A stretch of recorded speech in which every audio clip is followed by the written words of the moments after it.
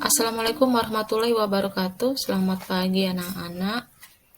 Semoga kalian masih diberikan nikmat sehat, baik jasmani maupun rohani, sehingga masih bisa melaksanakan aktivitas KBM ya, walaupun saat ini kegiatan belajar mengajar masih dilakukan secara daring.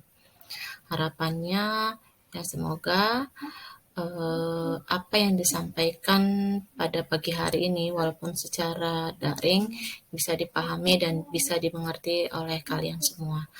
Oke, pada pertemuan kali ini kita akan membahas materi baru yaitu tentang teknik pengendalian bahan hasil pertanian. Adapun ini merupakan KD yang kedua, yaitu menerapkan teknik pengendalian bahan hasil pertanian, dan 4.2 melakukan teknik pengendalian bahan hasil pertanian. Tujuan pembelajarannya yaitu diharapkan yang pertama siswa mampu menjelaskan definisi dan tujuan teknik pengendalian kandungan air bahan hasil pertanian. Yang kedua yaitu siswa dapat menjelaskan faktor yang mempengaruhi teknik pengendalian kandungan air bahan hasil pertanian. Dan yang terakhir, siswa dapat mengidentifikasi macam-macam alat proses teknik pengendalian bahan hasil pertanian. Oke, kita masuk ke materi pembelajarannya ya. Jadi pertama-tama kita harus tahu dulu definisi dan tujuan dari teknik pengendalian kandungan air bahan hasil pertanian ya. Jadi seperti kita ketahui bahwa kandungan air yang tinggi pada bahan hasil pertanian itu bisa menyebabkan kerusakan bahan ya, karena masih terjadi proses respirasi dan proses enzimatis yang ada di dalam bahan. Jadi diperlukanlah cara atau bagaimana untuk meminimalisir ya proses itu tadi. Jadi diperlukanlah teknik pengendalian kandungan hasil pertanian. Jadi apa sih itu dari data ataupun definisi dari teknik pengendalian kandungan air bahan hasil pertanian. Jadi definisinya yaitu merupakan cara untuk mengurangi kandungan air bahan agar tidak mengalami kerusakan dengan cara melakukan ada dua cara di sini ya. Yang pertama yaitu pengeringan atau kita sebutnya dengan drying ya. Yang kedua yaitu penguapan atau istilahnya adalah evaporasi. Nah, itu tadi adalah definisi dari teknik pengendalian kandungan air bahan hasil pertanian. Nah, sekarang tujuannya apa gitu ya? Tujuan dari pengendalian kandungan air ini apa? Jadi ada 3 di sini. Yang pertama yaitu menghambat kerusakan bahan, yang kedua memperpanjang daya simpan bahan, dan yang ketiga yaitu meningkatkan kualitas bahan serta lebih praktis dan ekonomis dalam pengangkutan bahan.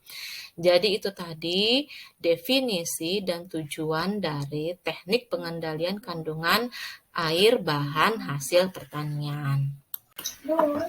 Selanjutnya, tadi kita sudah bahas di awal bahwa teknik pengendalian kandungan air bahan hasil pertanian itu ada 2 ya. Yang pertama pengeringan dan yang kedua adalah penguapan. Kita bahas yang pertama terlebih dahulu ya, yaitu adalah pengeringan atau istilahnya adalah drying. Nah, kita harus tahu dulu pengeringan atau drying itu apa gitu ya. Jadi prinsip pengeringan itu merupakan suatu metode untuk menghilangkan sebagian air dari bahan sampai pada tingkat kadar air yang setara dengan nilai aktivitas air yang aman dari kerusakan mikrobiologi. Nah, tujuan dari pengeringan itu sendiri itu adalah untuk mengurangi kadar air bahan sampai batas perkembangan mikroorganisme dan kegiatan enzim yang dapat menyebabkan kerusakan akan terhambat atau terhenti. Nah, itu tadi ya definisi dari pengeringan dan juga tujuan pengeringan. Di sini kita lihat ada mekanisme pengeringan ya, di slide bisa kalian lihat ada mekanisme pengeringan. Itu apa saja? Ya, yang pertama yaitu air bergerak melalui tekanan kapiler. Kemudian yang kedua, penarikan air itu disebabkan oleh perbedaan konsentrasi larutan di setiap bagian bahan yang disebut dengan difusi cairan. Kemudian yang ketiga, penarikan air ke permukaan bahan itu disebabkan oleh absorpsi atau penyerapan ya dari lapisan-lapisan permukaan komponen padatan dari bahan yang disebut dengan absorpsi cairan. Dan yang terakhir yaitu perpindahan air dari bahan ke udara disebabkan oleh perbedaan tekanan uap. Jadi keempat ini merupakan mekanisme dari pengeringan atau juga drying. Selanjutnya kita masuk ke proses pengeringan, itu dikelompokkan menjadi dua tipe. Jadi ada dua tipe, yang pertama adalah tipe batch, yang kedua adalah tipe continue.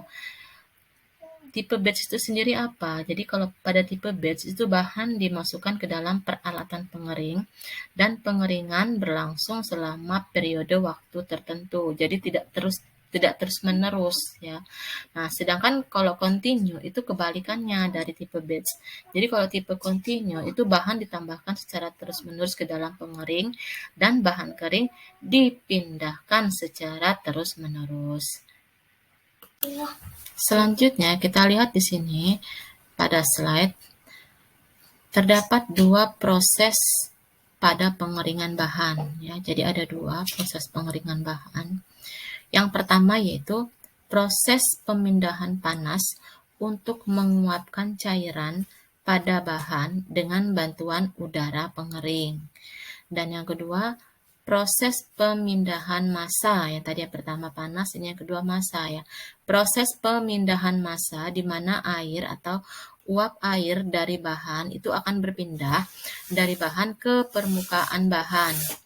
Selanjutnya dari permukaan bahan ke aliran udara pengering. Jadi itu tadi dua proses pengeringan.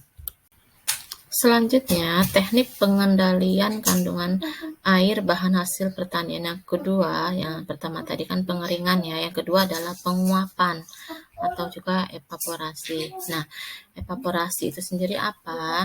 Jadi evaporasi itu adalah suatu proses perubahan molekul air atau cairan dengan spontan menjadi gas atau uap air ya.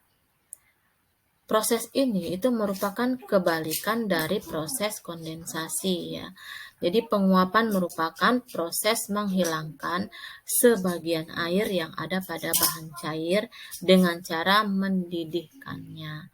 Jadi penguapan atau evaporasi itu digunakan untuk mengentalkan bahan pangan seperti contohnya pada sari buah, susu, dan kopi sebelum proses pengeringan.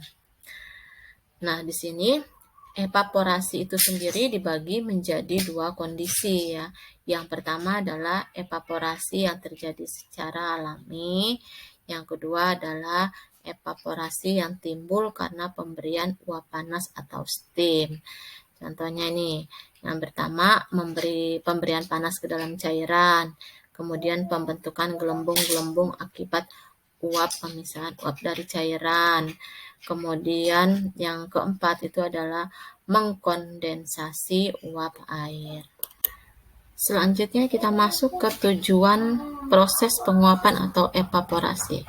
Di sini ada 3 ya tujuannya. Yang pertama yaitu meningkatkan konsentrasi larutan sebelum diproses lebih lanjut ya, seperti pada pengolahan gula yaitu dengan cara pengentalan nira tebu sebelum terjadinya proses kristalisasi. Yang tujuan yang kedua yaitu memperkecil volume larutan. Nah, dampaknya kalau volume larutan diperkecil itu nanti akan menghemat biaya produksi. Kemudian yang ketiga menurunkan AW atau aktivitas air sehingga pemekatan larutan dapat terjadi karena kandungan air pada bahan berkurang dan daya simpan bahan menjadi lebih lama. Ini contohnya pada pembuatan susu kental manis. Selanjutnya kita masuk ke faktor-faktor apa saja yang mempengaruhi teknik pengendalian kandungan air dan bahan hasil pertanian ya. Yang pertama yaitu faktor perbedaan suhu.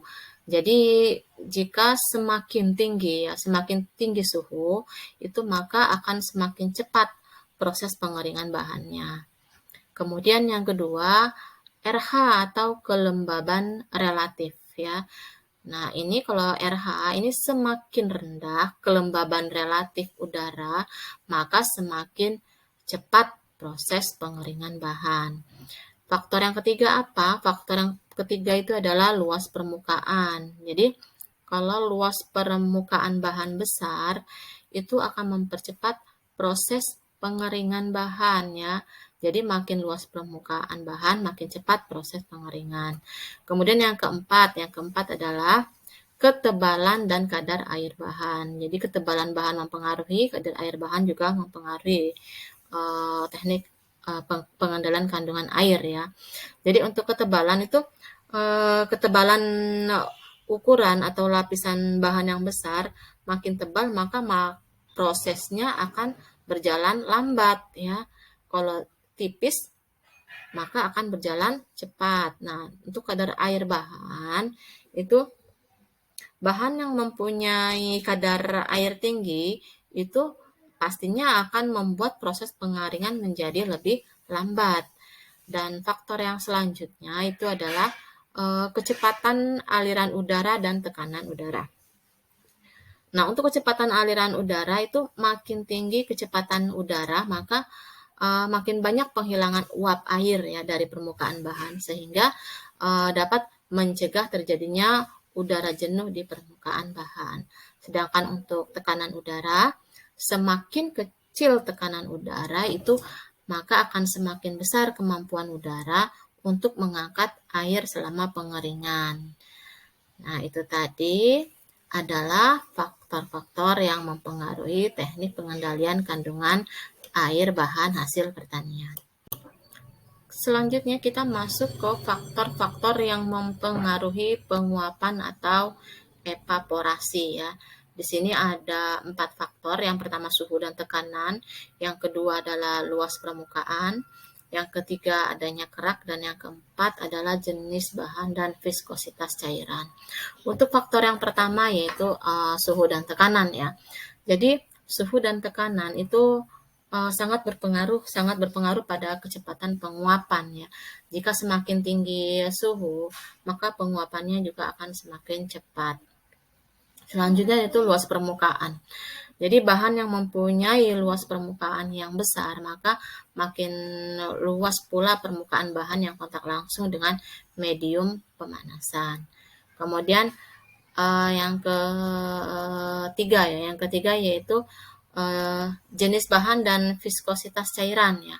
Jadi jenis bahan dan viskositas cairan atau kekentalan cairan itu juga mempengaruhi teknik evaporasi yang kita gunakan. Jadi semakin tinggi viskositas cairan, maka tingkat sirkulasi itu akan menurun sehingga akan menurunkan koefisien transfer panas.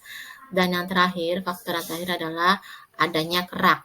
Jadi selama proses evaporasi itu akan terdapat padatan yang tersuspensi dalam cairan. Jadi dengan demikian bisa menimbulkan kerak pada evaporator, menyebabkan koefisien transfer panas akan menurun ya. Jadi beberapa perubahan itu yang terjadi pada proses evaporasi yaitu peningkatan viskositas, kehilangan aroma dan warna, pencoklatan atau browning, pembentukan buih, kerusakan komponen gizi pada bahan, dan terbentuknya kerak pada evaporator ya. Jadi untuk pertemuan kali ini kita cukupkan sampai di sini. Minggu depan kita akan membahas tentang macam-macam alat ya, macam-macam alat proses teknik pengendalian kandungan air bahan hasil pertanian. Jika ada yang ditanyakan, silakan kalian hubungi Ibu via Japri ya, WA ke Ibu. Ibu akhiri sampai di sini. Wassalamualaikum warahmatullahi wabarakatuh.